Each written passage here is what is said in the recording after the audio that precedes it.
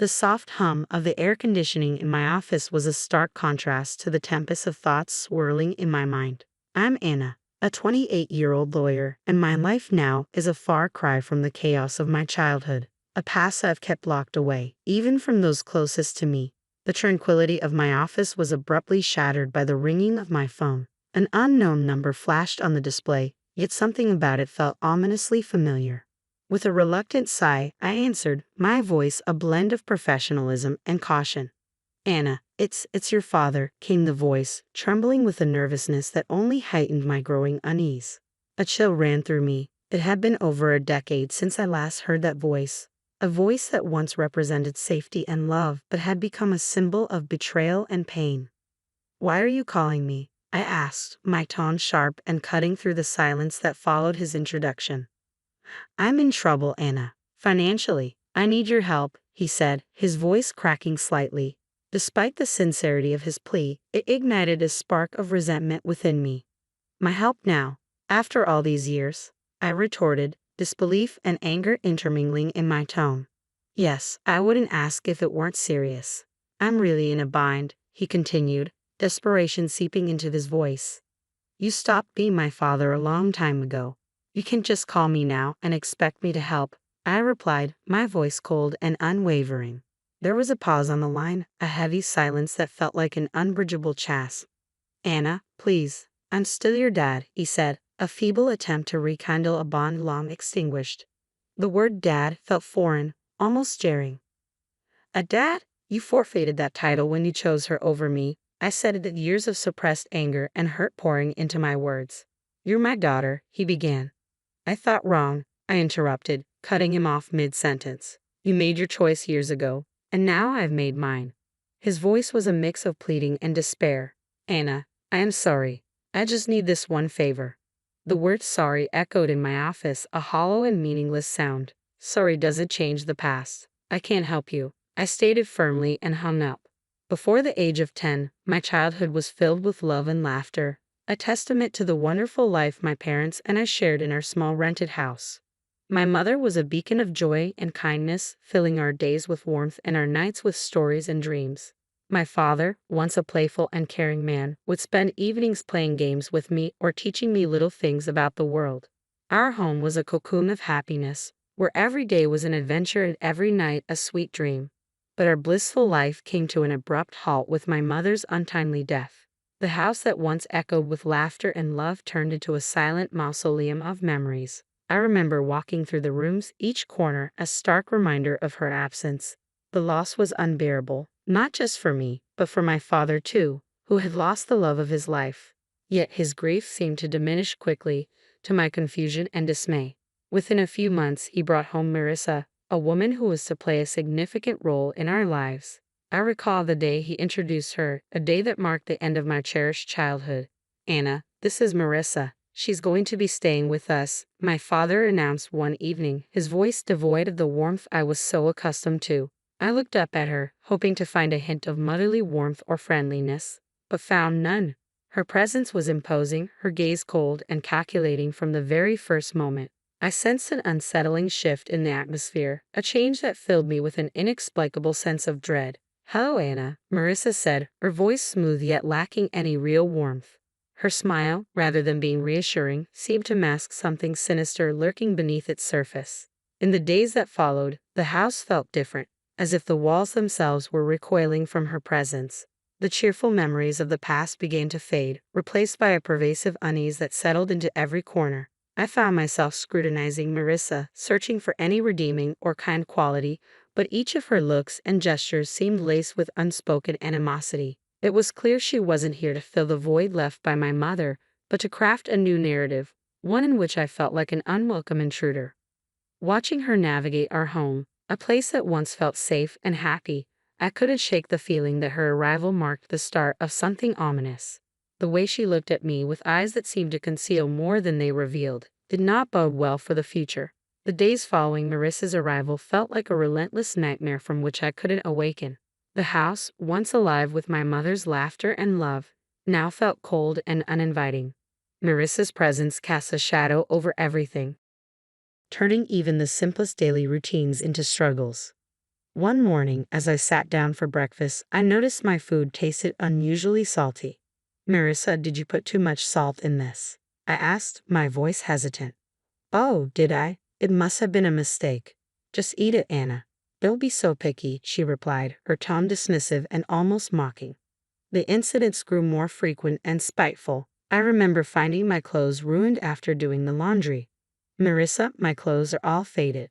What happened? I asked one day, holding up my once favorite dress now discolored and unwearable.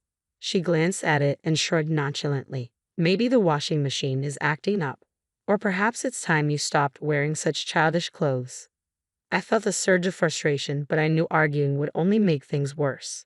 Feeling helpless, I turned to my father, hoping he would see through Marissa's facade.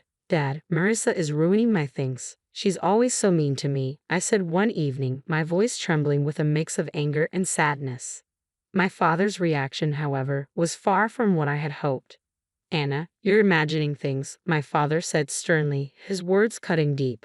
Marissa is doing her best to fit into our family. Stop causing trouble. But Dad, it's the truth. I protested, but he wouldn't listen. That's enough, Anna. I don't want to hear any more of your accusations, he replied, his voice rising in anger.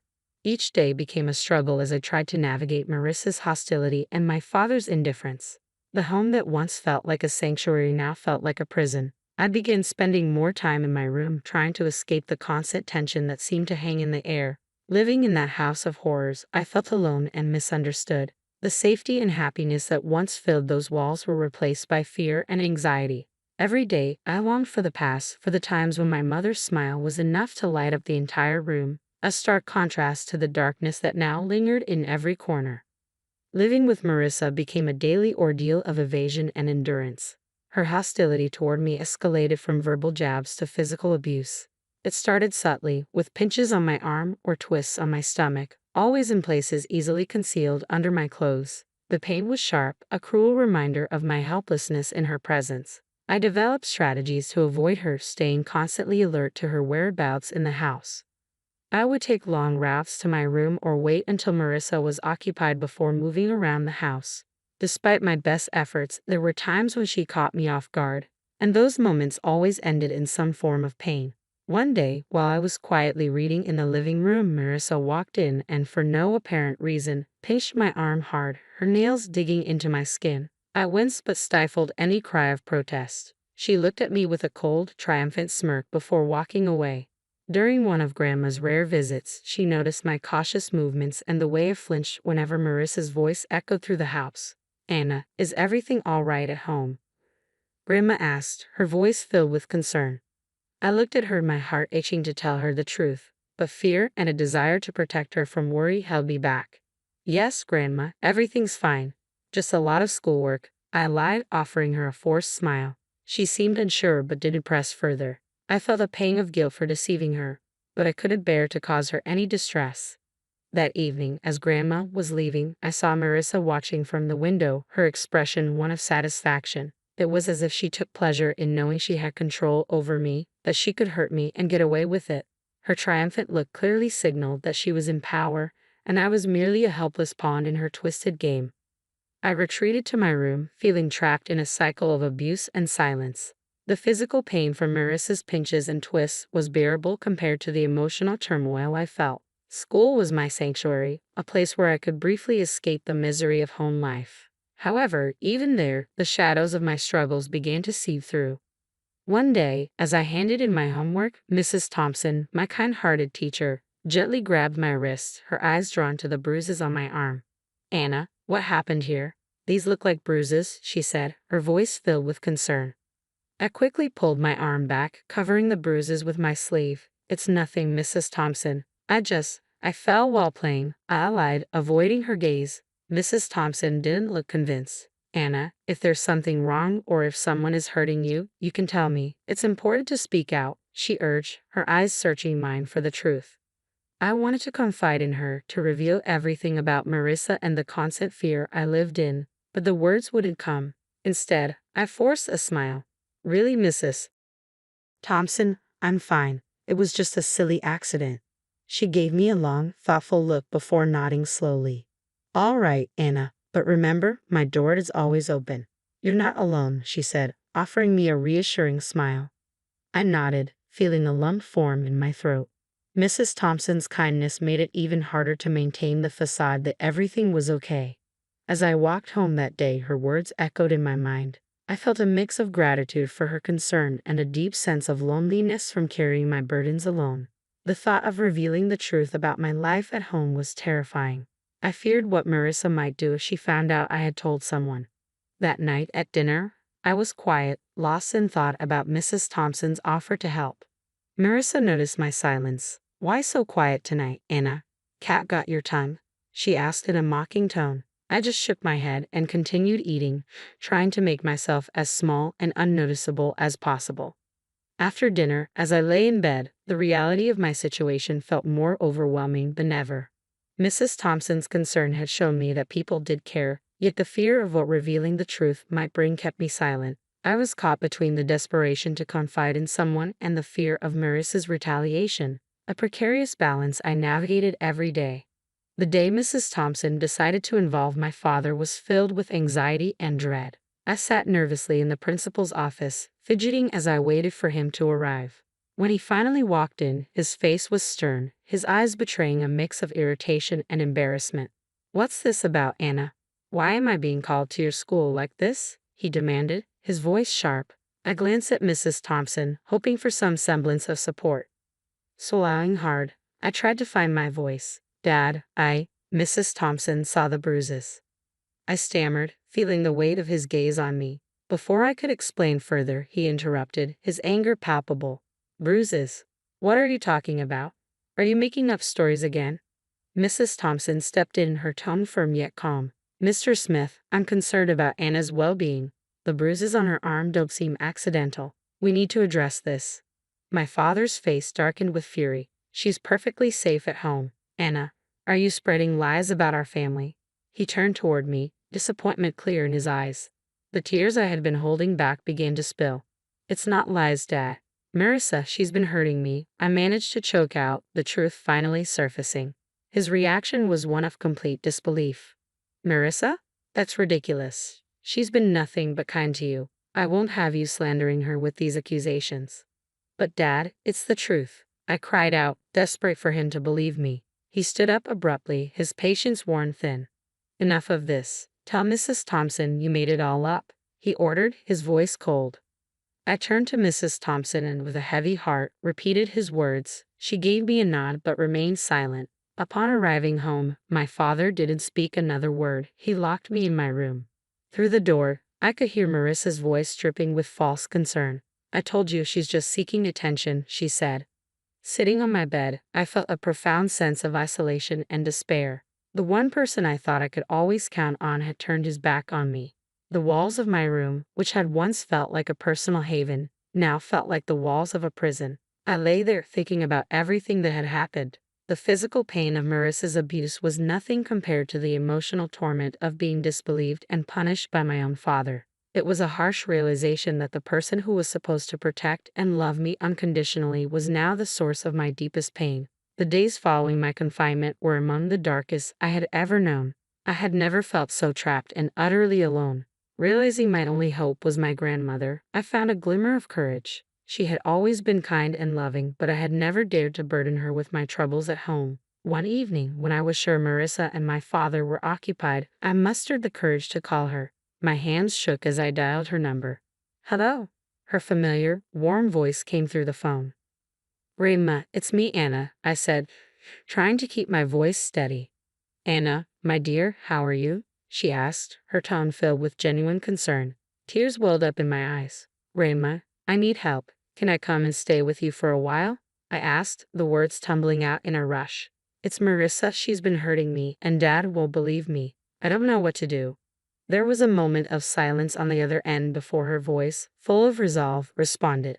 "Of course, my dear. You come right over. I'll take care of this." The next day, my grandmother arrived. Though she was small in stature, her presence was commanding. She confronted my father with a strength that surprised me. "John, I'm taking Anna with me. She's not safe here," she declared firmly. My father, taken aback, tried to protest. "Mom, you can't just take her. She's my daughter." Your daughter, whom you failed to protect, she countered sharply. I won't stand by and watch her suffer.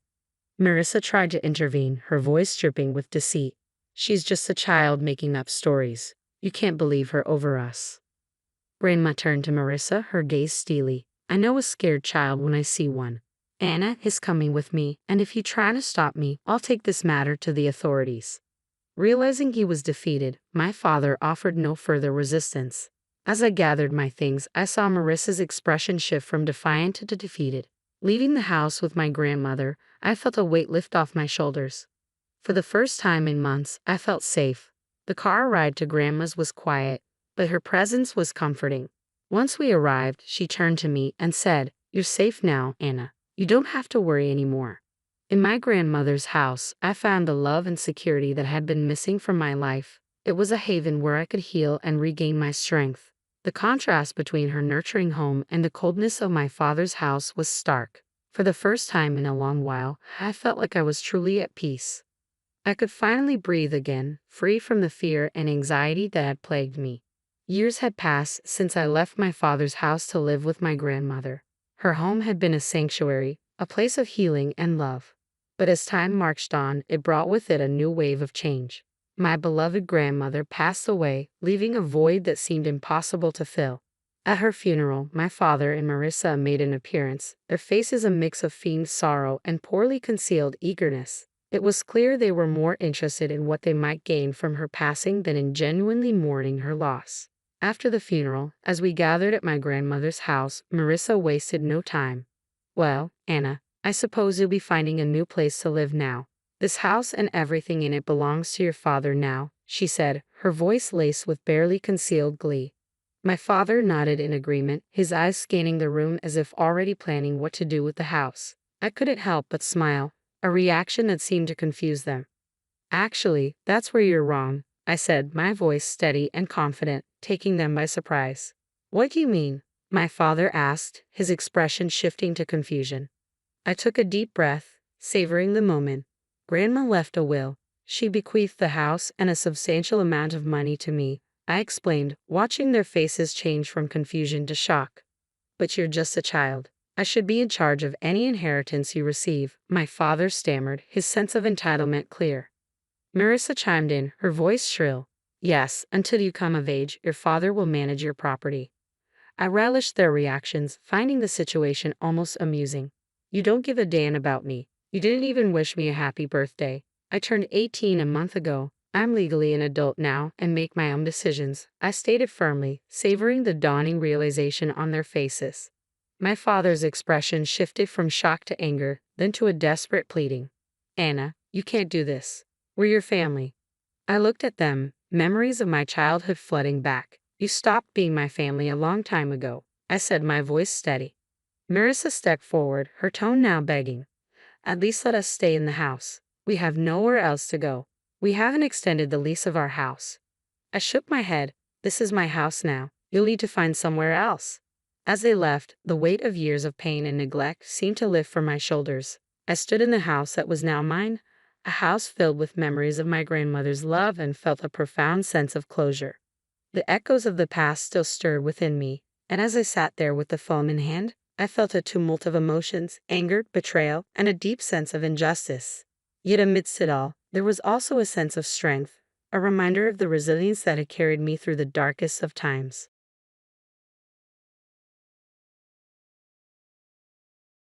He left, saying he had life-saving work to do, leaving me and our 1-month-old daughter behind. My husband's recent actions made me uneasy. I couldn't shake the feeling that he might be cheating, but I couldn't bring myself to ask him. Until that day, I'd kept quiet, but I finally decided to confront him. I headed to the airport for my revenge. Then I overheard a conversation that shattered me. "She's such an idiot.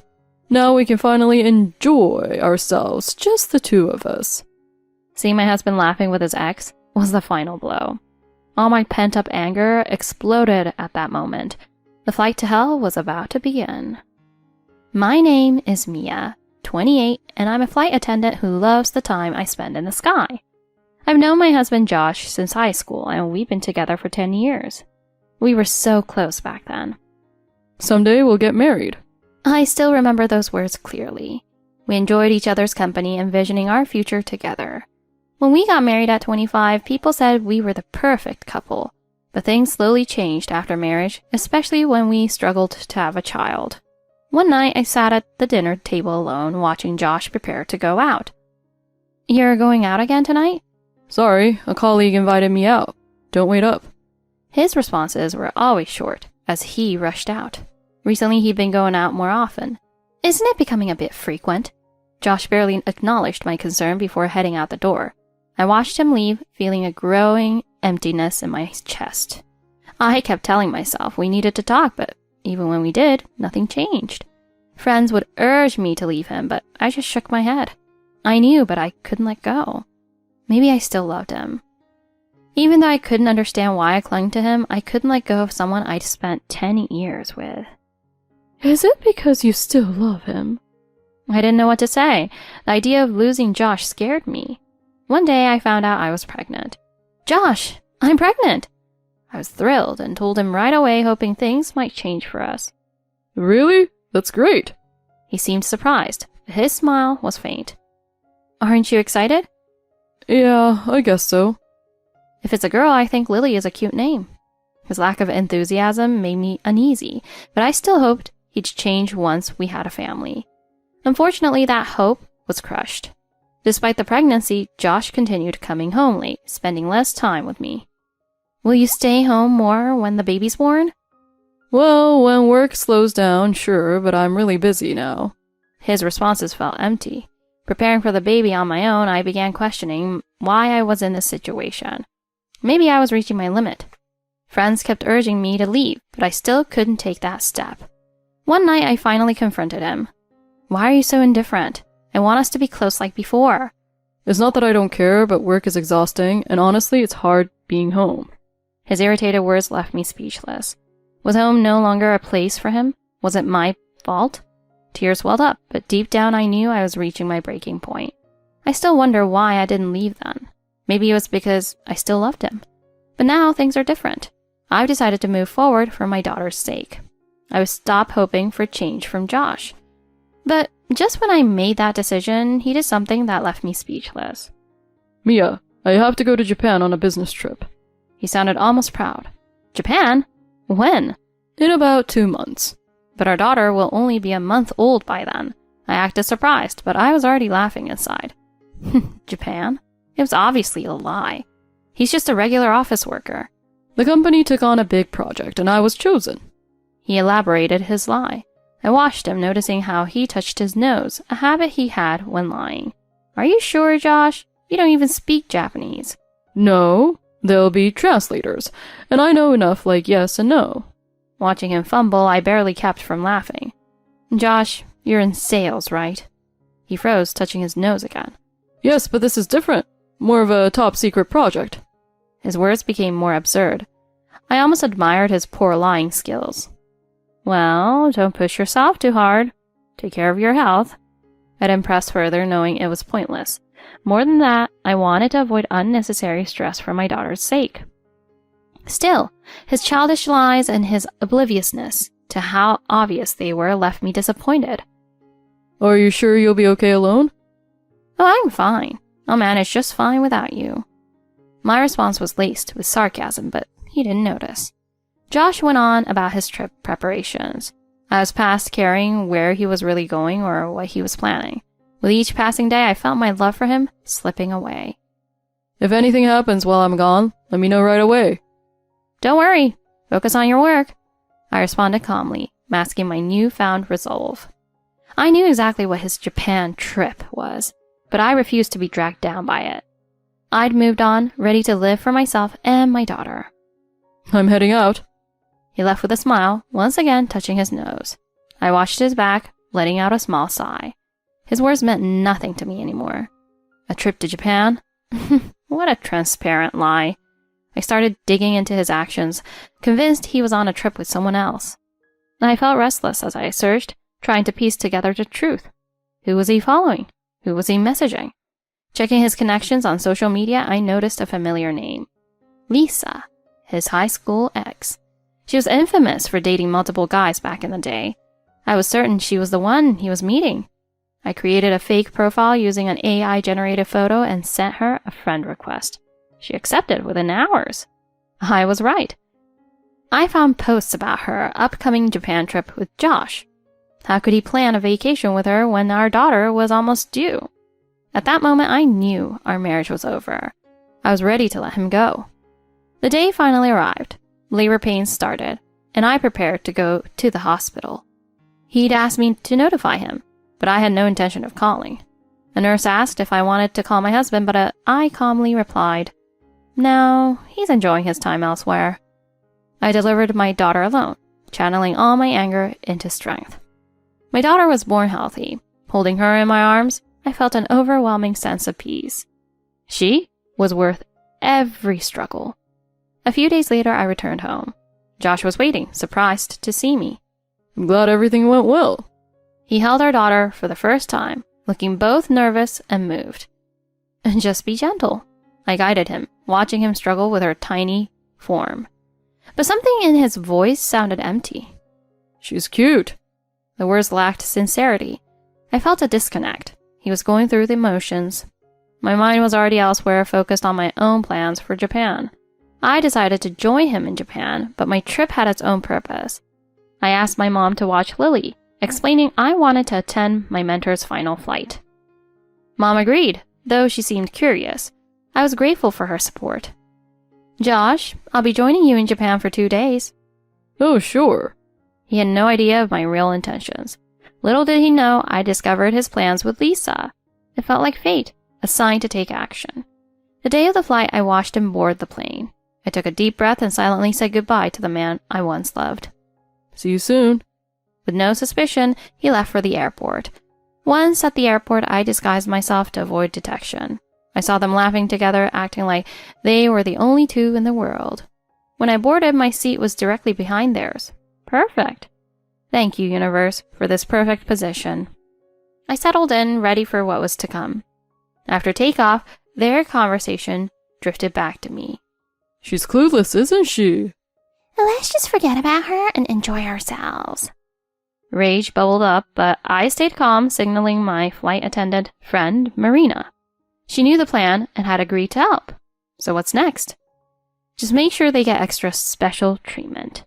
Marina smiled, knowingly, ready to play her part. I returned to my seat, thinking through my next steps. Observing them, I noted the carefree way they spoke about me, ignoring any repercussions. This was just the beginning of their descent into a nightmare. And with that, my revenge plan was in motion. I steeled myself, waiting for the right moment. Soon, Josh and Lisa began complaining to Marina and the other flight attendants about everything. Why is this plane shaking so much? Can't you fly it more smoothly? He was annoyed by a bit of turbulence, as if the crew could control the weather. I'm sorry, sir. Weather is beyond our control, but we are prioritizing safety and will ensure the smoothest flight possible. Marina's calm professionalism only seemed to fuel his irritation. Well, I expect us to arrive on time. No delays. Yeah, we're in a hurry. I rolled my eyes at their entitlement, feeling a surge of anger as they continued to demand impossible accommodations. We apologize for any delay due to weather. Your safety is our highest priority. Josh and Lisa, however, were relentless. Can't we at least move to business class for free?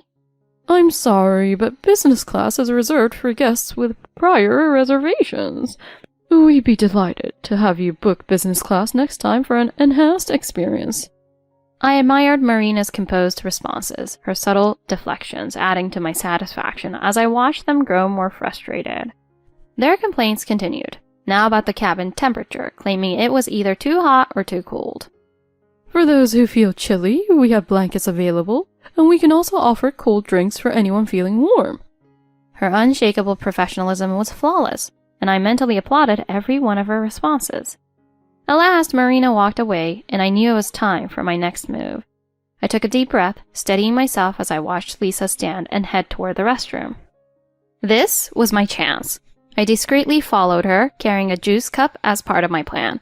My heart raced, but I stayed calm, knowing every detail needed to be perfect. As she reached the restroom door, I pretended to stumble, spilling the juice all over her. What the hell? Oh, I'm so sorry. Her face turned bright red as she looked down at her stained clothes, clearly in shock and furious. I couldn't help but smirk inwardly. What are you doing here? Lisa looked up, locking eyes with me, her expression shifting to one of utter disbelief. Mia? Why are you here? That's my question. She stood frozen, unable to find words, clearly never expecting to see me. Perfect timing. Marina approached with a towel for Lisa, who reluctantly took it and dashed into the restroom. Now alone, I seized the opportunity, grabbing her hat and jacket, which she'd left nearby. I put them on, steeling myself as I made my way to Josh's seat, channeling my anger into a calm facade. Josh was gazing out the window, oblivious to my approach. I slid into his peripheral vision, masking my voice to mimic Lisa's. So, how are things with Mia? Josh glanced my way for a split second before turning back to the window, answering nonchalantly. I'm only with her because her family's well off. It's not like I love her. His words pierced me, confirming all I'd suspected but hadn't wanted to believe. What about Lily? You must care about her, right? I kept my tone steady, trying to pull the truth from him. I don't know. She's just a baby, so I don't feel anything yet.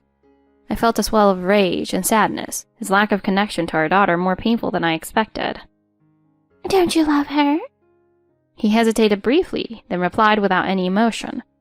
I don't know if it's love. She's just cute because she's a baby. My heart shattered in that moment, but I had one last question. What about Mia? Do you love her?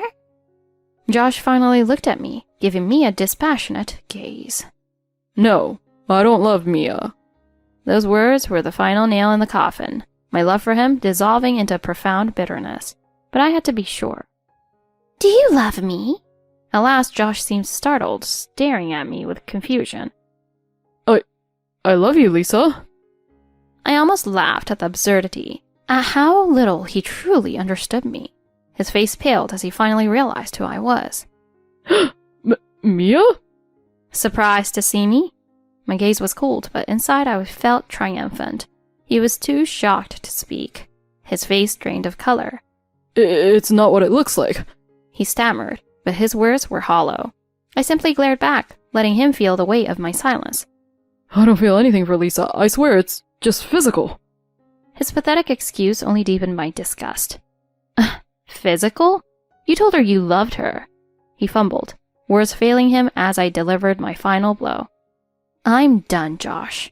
I stood, removing Lisa's hat and jacket, leaving him utterly speechless. Just then Lisa returned, frozen at the sight of me standing between them. Marina, sensing my cue, offered me the empty seat beside Josh, turning our row into a witness to his lies. With one last glare, I whispered, Let's discuss what you were really planning. What's going on, Josh? Lisa's anger flared, realizing Josh had lied to both of us. Yes, an adult relationship, just like you both wanted. The flight descended into tension as both sat, humiliated and defeated. As we neared landing, I took out a recorder, playing the incriminating audio of Josh's betrayal for all to hear. Passengers whispered, and Josh's face turned even paler. Some passengers even voiced quiet encouragement to me. You said you'd leave her for me. Goodbye. I had no intention of staying in Japan. As soon as we landed, I turned my back on them, knowing they'd be left to sort out the mess. Lisa decided to return to the States immediately, facing a costly, last-minute ticket change. Josh, left behind, had to pay for his hotel and expenses alone. Take care of everything on your own from now on. Josh remained silent, defeated. I felt triumphant, knowing my plan had worked perfectly. The next day, I boarded my return flight, ready to witness my mentor's last flight. I celebrated his final journey, feeling my own life taking a new direction. Back home, I filed for divorce, securing custody of my daughter and planning for the future. Josh was forced to leave our apartment, unable to keep up with his expenses. Meanwhile, I was ready to move forward, free from his lies, focused on building a happy life with Lily. This ordeal had strengthened me. No more getting dragged down. From here on, it was just me and Lily facing a bright future together.